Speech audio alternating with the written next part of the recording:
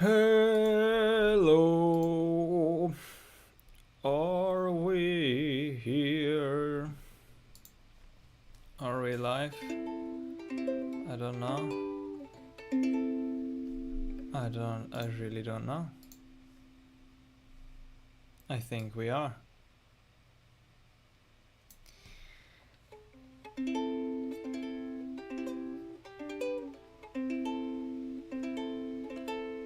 We are live. Hello, everybody. I just wanted to come on here and share a little song. Now, actually, I wanted also to talk a little bit about resting and a bit about, life in general and what's been happening, about slowing down as well, and about, oh, this is horrible with the sun. Well, I'll get to fix this. And, about praying and about what's been happening and some insights arising from a rather slow and calm period of my life. Ooh, nice sunset right here. Look, I got these crystals. I don't know if you can see this, but if I get them here, they're reflecting light into all kinds of rainbow colors. I need to build something from this. And then, look, it's incredible. And then my whole room is bathing in rainbow colors. This is genius. I found those on a flea market. I think it doesn't display it too well on the camera. Look, it's so nice. It's rainbows everywhere. Light reflected through these little crystal balls that are just, it's incredible. It's magical. It's a metaphor for infinity and for the infinite reflections of light everywhere. Still, I'd say for the live stream it's better if we just let the sunshine be outside and have artificial lights inside. Look, here we are. Okay. Hello, Areb. Hey, good to see you. Sorry, I haven't answered your Instagram message. I didn't even read it. But yeah, I am following my excitement. So let's start with the song, like always. Part of the Job G, which I've been learning recently. I want to practice this further. I think it's Guru Nanak's prayer. And I think it's quite beautiful. Waheguru, Waheguru, Waheguru.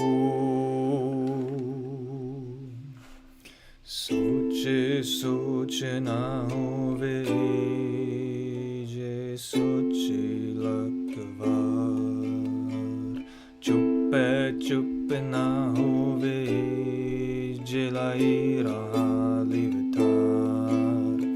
Bukia bukena uteri je banna puriyaba Sehasyana palak hoita ikna chalena Kive sachiara hoye kive kure tutte par Hukum rajai chalena nanik likiyana Nanik likiyana Soche soche na hove ije soche lakvar Chupe chupe na hove ije laira halivta Bukia bukena uterije banna puriyabar Sehasyana palak hoita ikna chalena Kive sachiara hoye kive kure tutte par Hukum rajai chalena nanik likiyana Nanik likiyana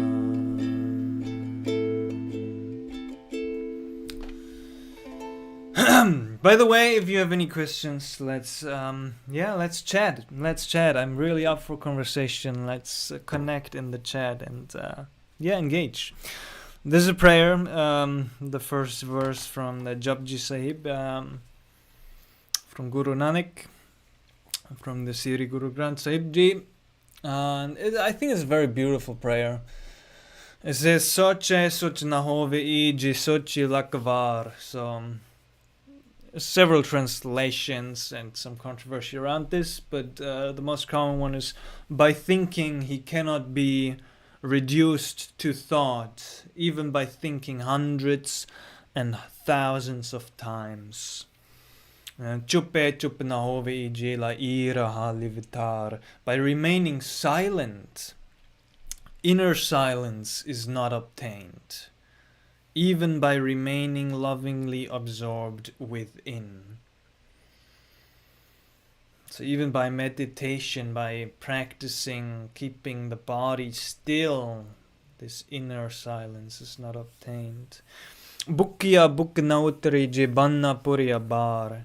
The hunger of the hungry is not appeased even by piling up loads of worldly goods. None of this worldly stuff is ultimately going to satisfy us. I'm coming to this realization more and more. And even though I'm still chasing all these worldly treasures, and then so hundreds of thousands of clever tricks, but not even one of them will go along with you in the end. How can you become truthful? And how can the veil of illusion be torn away? O Nanak, it is written that you shall obey the hukam of his command and walk in the way of his will. So only by the will of the divine, by the will of life, by the will of reality, by the will of God itself, anything gets accomplished. Everything just happens by the grace of God. Yeah, which is quite beautiful and hard to come to terms to. These. Oh, hello, my friend. Especially when life gets hard. In our humanly embodied perspective, we sometimes face what we call challenges and difficulties.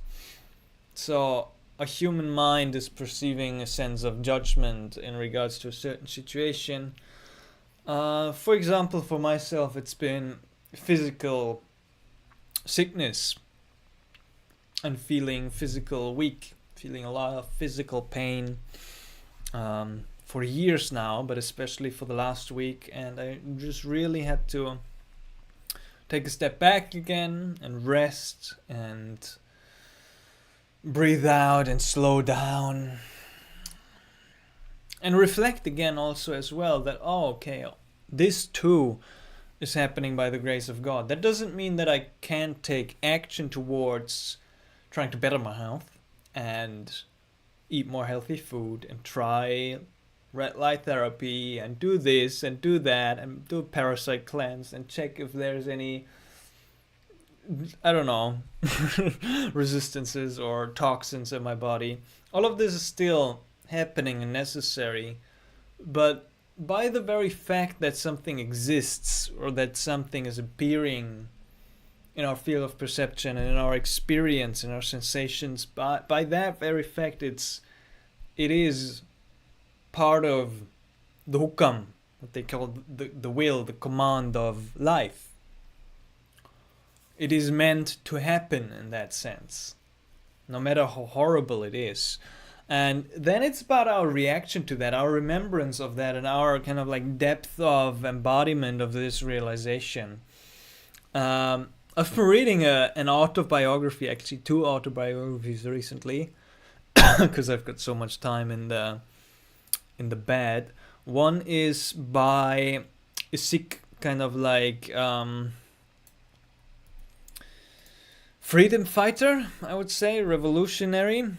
I wrote his name in the chat. He's called Bhai Sahib Randir Singh, and is an incredible autobiography, because he was standing up for things he believed in, for certain principles and ethics, and he was fighting for freedom in the 19th century in India, Pakistan, Punjab region, where lots of British imperialism was coming in, and they were kind of like, yeah, distorting and cutting down religious freedom.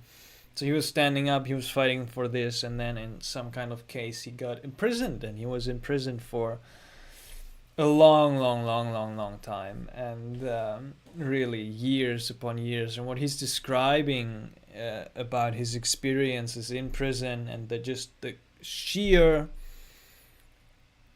injustice and unfairness that he encountered, and his kind of like group of people encountered, is just mind-boggling. And the amount of suffering and the amount of torture that they were going through in these prisons, where it was just absolute nasty treatment, and they were almost tortured to death.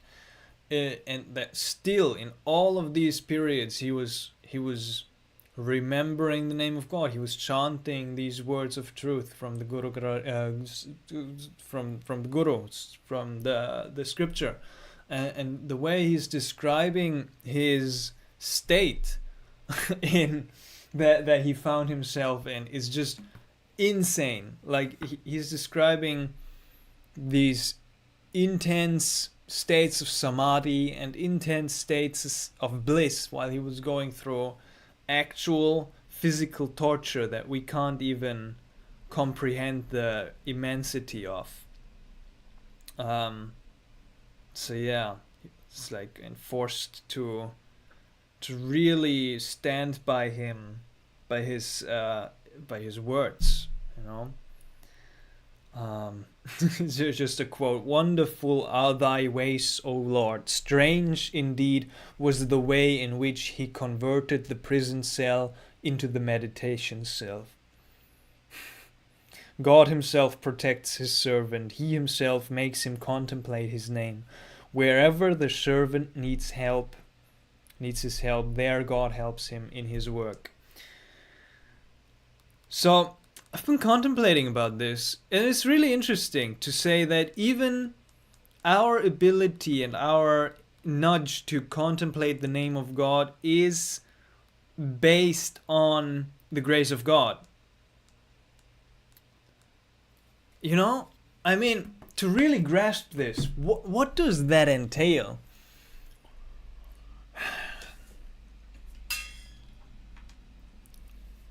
It entails that, yeah, man, I don't know. Somehow we have this illusion of a free will, that we are in control and that we can do something. You know, I can be disciplined and set my meditation hours in the morning, and then I learn this and I dedicate myself to this, and then I eventually I'm gonna get enlightened or whatever. But even that, our dedication or our inspiration to set the disciplined meditation habit in place or sit for certain degrees, even that is determined by the grace of God. And as I've been kind of like sick and resting all the last week, I was also reflecting on this, like how deep is my longing for God, for the divine realization, for this awakening process. And to be honest, it's not that deep. When I read these autobiographies, or when I see some friends of mine as well, blessings to all of you, who are really deeply dedicated to this path and what this entails, I recognize that still my mind and my actions display a certain sense of self-importance, a certain sense of really giving importance to the material world. Really, something in me still believes that this material world, the relationship, the money, the career, all of this is still gonna somehow satisfy and fulfill me. And so I'm doing and pushing and doing more and more and more things. But it's not that by doing more things and by achieving more things and by gaining worldly things, there's gonna come about a certain sense of satisfaction. Because the true satisfaction is only found in that divine place, in the home of truth. So, as Meister Eckhart, I think it was said, we gotta be longing for the longing. If you don't have the longing for God, then it's good to acknowledge and appreciate that, and then long for the longing. And then by the grace of God, you'll have the longing. And by the strong longing and the strong desire for God, you'll overcome all obstacles. It's a really interesting kind of like paradox to observe.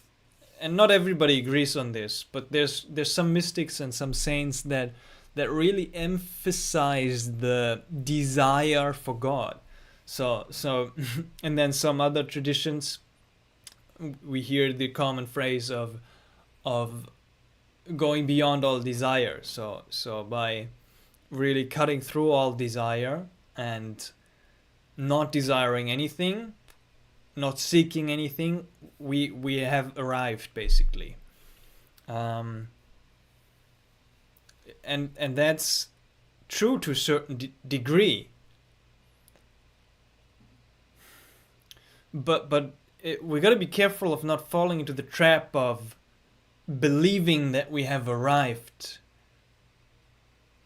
It's tricky to put this into words when we actually haven't fully embodied that insight and that understanding of fully being here. If we're still searching to some degree, and then we use the phrase of, oh, I'm always already here, as a bypassing to actually take time to practice. So this perspective of longing or desiring God or truth or reality or love is a really interesting concept, because if we're desiring anything, then that's the only worthwhile thing to desire. And if we put all our effort into desiring that, and if the desire for that is so strong, then somehow it seems to be that the potential for the mercy to emerge is unfolding. So that's why we see in so many religious traditions also these miracles emerging out of this strong will, out of this strong desire and wish for something to happen, because this is the power of willing and desiring and prayer. Okay, I'm rambling on for way too long about this.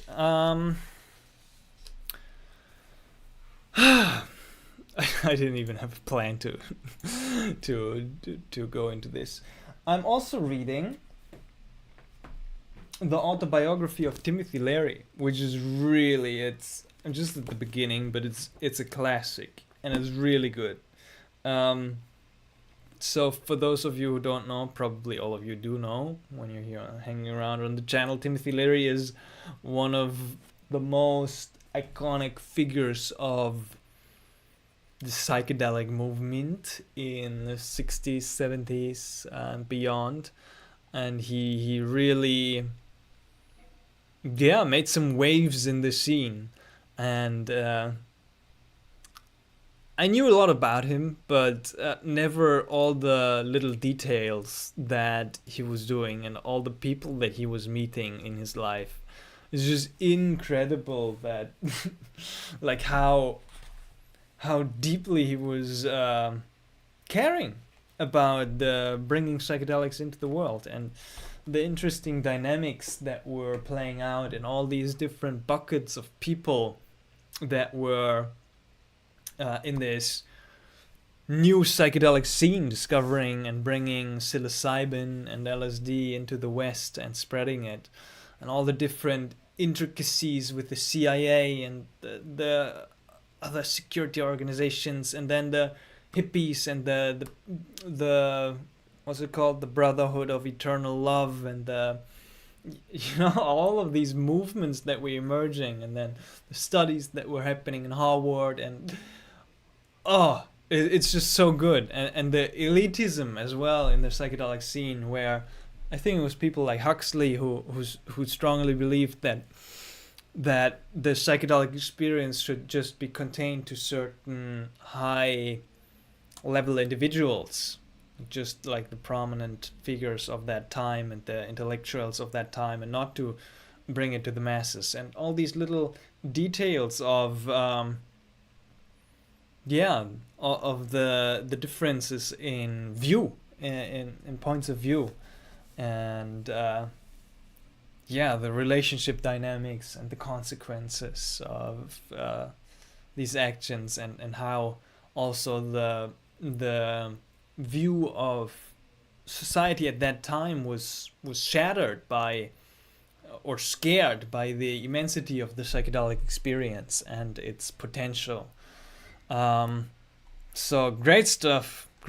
I can highly recommend just this joy of, when you're interested about psychedelics, really to dig into the history a little bit.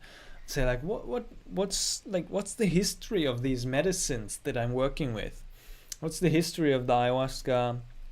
Obviously going beyond the traditional Western kind of like emergence of these substances to their origins and further, and see some accounts right there. But even in the West, like how did it come about that these substances were brought out into the public, and that we now are blessed enough to have access to LSD or certain other substances just on the street? it's really, it's nothing to be taken for granted. Hey, smiley face, good to see you here. Good stuff. Good stuff. And also the amount of psychedelic journeys that Timothy Leary and Ram Dass as well, that they had, is just absolutely insane, and also in all kinds of different settings, which brings about the importance of set and setting, right? That back then it was wild west, and still now it feels like a bit like the Wild West, and we're still early in kind of like the psychedelic scenery, and exploring proper set and settings and implications of the journeying into these realms. But right now we have more frameworks, we have more containers, and more trip reports that we can get a reference from on what's safe practice, what's recommended, what's not so good practice, with further studies coming out. There's a new one that's really nice that completes or complements the set and setting with the concept of body set. So not just looking at the mindset and then the physical environment, like the setting, but also bringing about the importance of the body set, and looking at the state of the body with which we go into psychedelic space. That's definitely influencing the journey to a great extent. And all the nuances of the little different substances, and the potential use for all of these different areas, right? With all the different intentions. If we might say, what I'm most passionate about, psychedelics as a spiritual practice, or synthesizing the areas of self-actualization and self-realization with psychedelic practice, but then also looking at human connection, and looking at even tantric or sexual kind of like potential in psychedelic space, and looking at the philosophical implications, looking at the literal physical healing and mental health treatment and therapy, which is kind of like big in the field. So it's all these different areas that are also yet to be explored. There's lots of potential still for further exploration. It sounds like, or it feels like to me, that we're still at the very beginning of these journeys, that we're still at the very beginning of the exploration and of the mapping of reality, of experience. There's so many realms and so many things that are yet to be discovered, and I don't know if we can even fully map it. But I think, as Terence McKenna said, it's points of information on this infinite grid, and when we have these points of information based on a direct experience, which is made primary, we get a good enough understanding of reality, which we can then apply to live a better life. I don't know. So Smiley Face is saying, perspective is the experience of awareness which the known turns into the knowingness, and it can interfold itself by being itself, infinitely letting go. Well, that's a deep statement that you draw up there.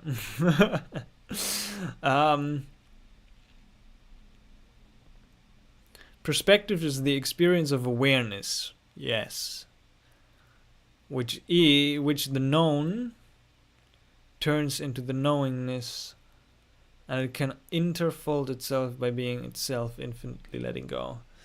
That's beautiful. Also the importance of not knowing comes to my mind when I read this. Because ultimately, what do we know? It's been a question and inquiry that I asked myself recently. It's like, what do you know to be absolutely true? Just sit down with a pen and paper and literally just journal about it. What do I know to be absolutely true? Because I've been working on this online course recently, which is about truth. It's about living your deepest truth, basically. And it really wants to go deep. I want to go deep into the Psychedelic Actualization Framework. There's a video on my channel explaining this framework, which I'm kind of like want to talk more about and explore further in our explorations. There's a link in the video description, which is the second link in the video description, where you can find some resources on that website. You can also find more about the actualization framework. But basically, the core question that we're going to be asking ourselves at the beginning is, when we talk about truth, what can we say is absolutely true? Because that's been always my struggle with creating online courses, even with coming on here and talking to you guys. Like, especially with the online course, I have such a high standard of what I want to convey. It's like, I want to communicate absolute truth, but that's impossible. Because with language itself, the corruption is beginning. The corruption of absolute truth is beginning with language. It's beginning with this dualistic frame of communication.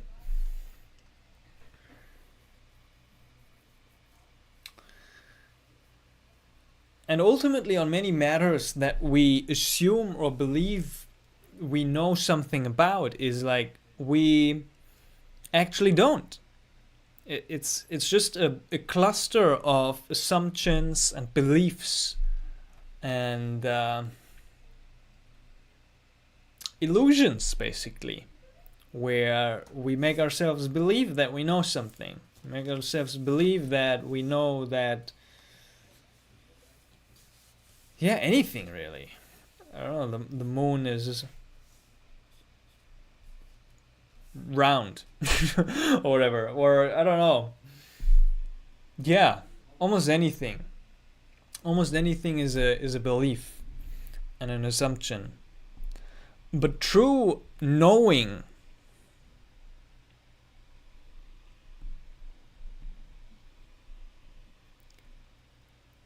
is kind of like coming back almost to first principles, to say, like, I know that I am? In my inquiry, that's kind of like the first thing that comes up. I am. It's basic epistemology. Is we say like, okay, what? It's like and almost like the only thing that I can know is that I am. Because with I amness begins the ability to know something.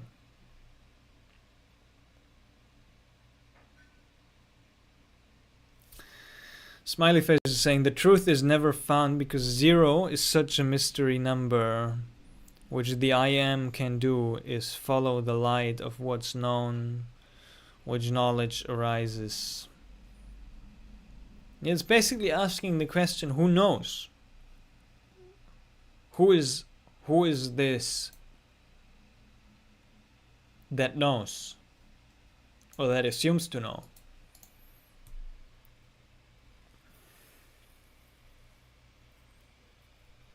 Who am I? Right? This classic Ramana question of who am I is basically saying, okay, when I go to the root of this question,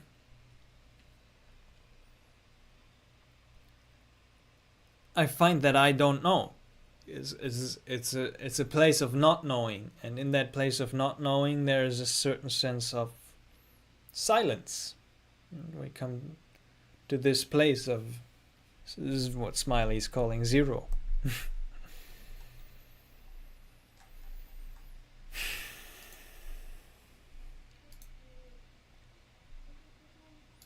I've been also looking into Dzogchen a little bit more. It's a really fascinating tradition and teaching and view on reality. Really, really deeply resonates with me. What they practice, sometimes I never practice, it's called non-meditation. There's a book called Buddhahood Without Meditation. Which is kind of like the practice of Dzogchen, or the great perfection, or the great completion is what it's called as well.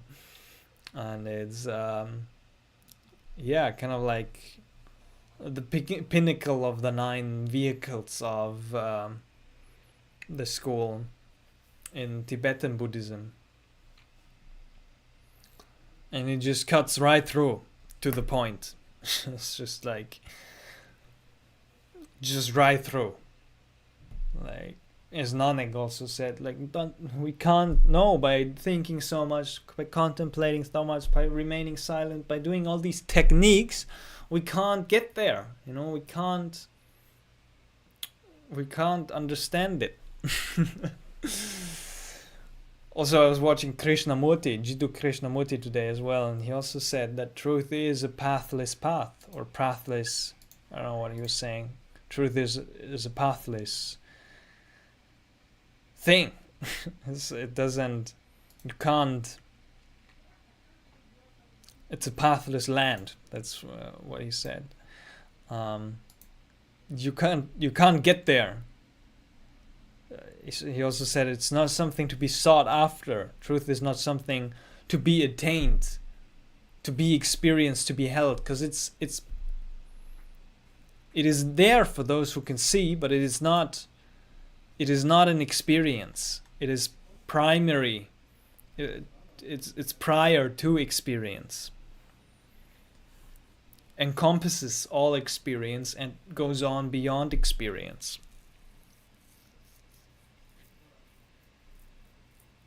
Right? True in the primal beginning, true throughout the ages, and forever and ever. Truth is true.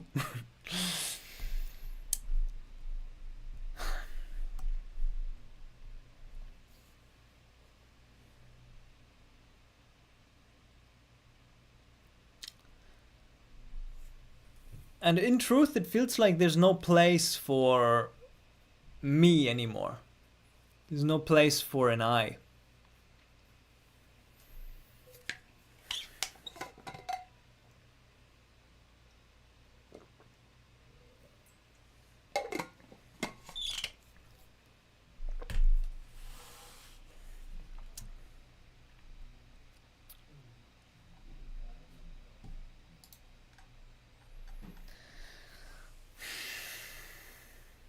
And yet here we are, embodied as a human being.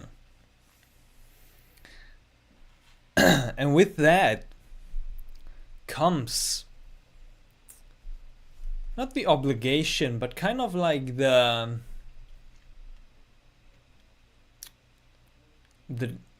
duty to take good care of yourself. It's kind of like what's been coming up for me recently. It's this notion or importance to take good care of yourself. Look at the way that you deal with yourself. Like, how do you talk with yourself? How do you approach yourself? How well are you taking care of your body? How well are you taking care of your environment? How well are you taking care of your relationships? Of your fellow human beings? All of these things, you know, taking good care is a beautiful concept.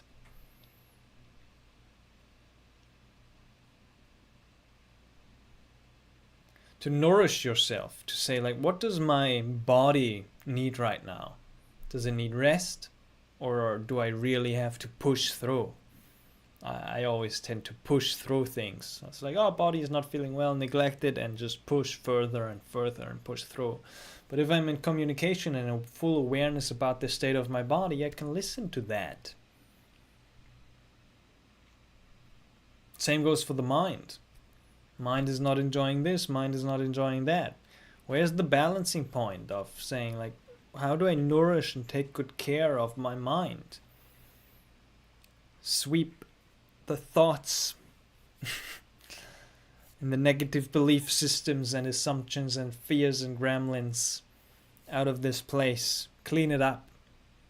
And then not just clean up the mind, but also clean up the literal physical space. I love to live in a clean physical space. It's a demonstration of having a clear mind, is having a clear space that you're living in.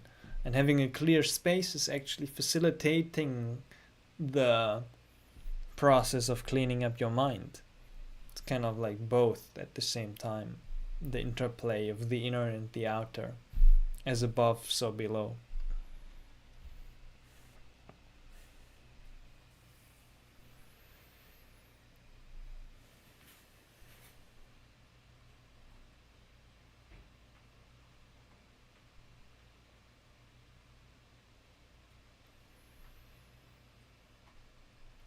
And then what it comes down to for me is always the simple appreciation of everything.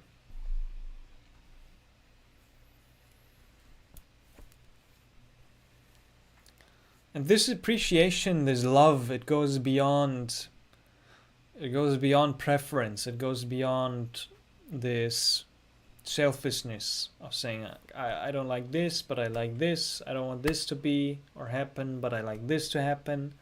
No, it's like, it's almost like I see it as my as a game. How much can I love that? How much can I appreciate everything? The pain in the body as well as the bliss in the body. The pain in the mental suffering as well as the beauty in the mental suffering.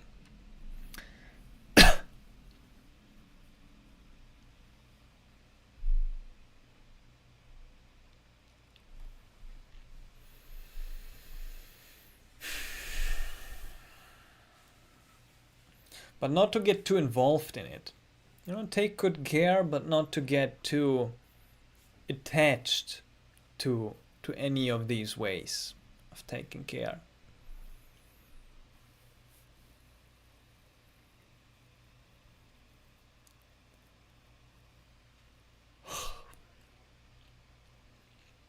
Smiley is saying, in the silence you can say the information is more compacted into a singular point. All you do is follow the silence in which is known.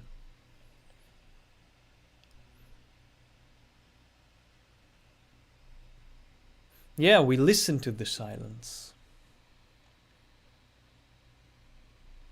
Actually, I'm drawn inwards right now. Just talking about this and just contemplating and sitting on this. There's just like an invitation from the silence. The silence is always present. But are we listening to it? That's the question.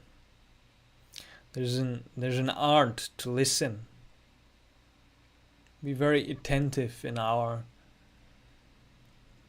approach. Be very curious. I like the approach and attitude of curiosity, because it resolves all judgment.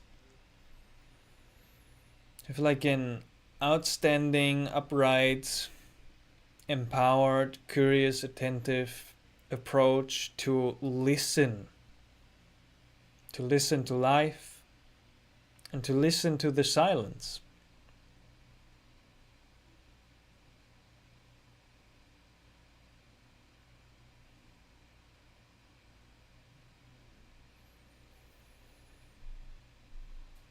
And sometimes it's very sweet. It's very sweet. There's for me personally, there's a joy arising. Right? But then it's not always the case. And I know there's a desire or preference or a bias for the joy over the other experience of boredom, of sadness, of weakness. But then again, that creates a division, that creates the suffering.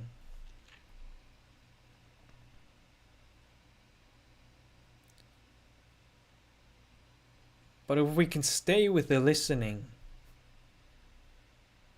stay with the curiosity, oh, what's this?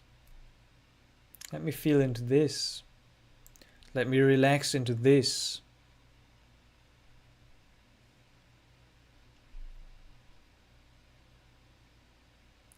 And then we can enjoy the process of listening more.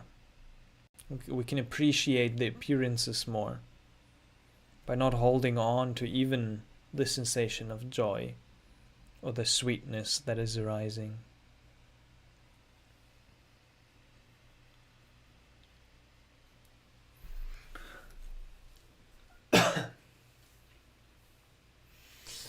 I don't know, man.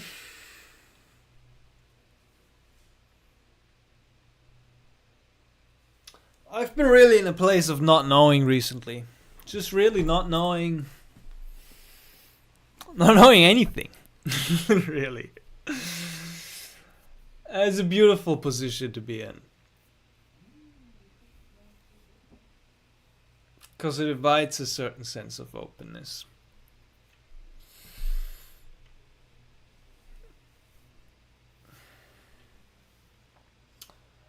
Alright guys, I feel the call to end this here. Was good hanging out with you. I do feel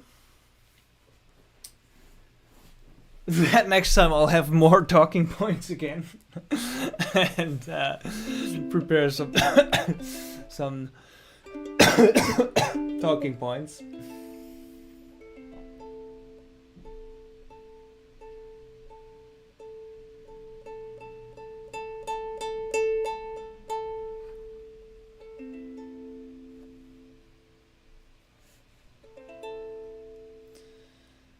And then, yeah, lots of great stuff is coming. Guys, lots of great videos are coming. The content is being produced. There's phases of exciting exploration coming up. I'm gonna be at Boom Festival this year, probably, in Portugal. If you're gonna come say hi, maybe we're gonna meet there. I'm also gonna be probably at Soul Revolution in the UK. Otherwise, I don't know what's happening next in my life. There's lots of great stuff coming. Physical exploration of how to navigate the sickness in the body. and then somehow how to synthesize this with further exploration in 5-MeO and ayahuasca space.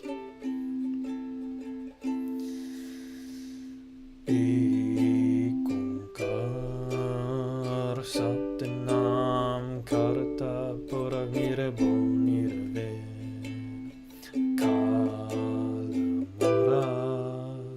Ajoni Sevan Guru Prasad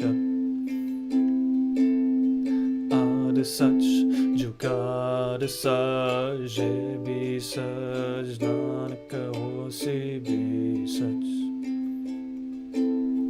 Ikonkar Satnam Karta Purak Nirabon Niraver Kalimurad Ajoni Sevan Guru Prasad Ad Sach Jugad Saj Heavy Saj Nanaka Hosi Bi Saj Nanaka Hosi Bi Saj.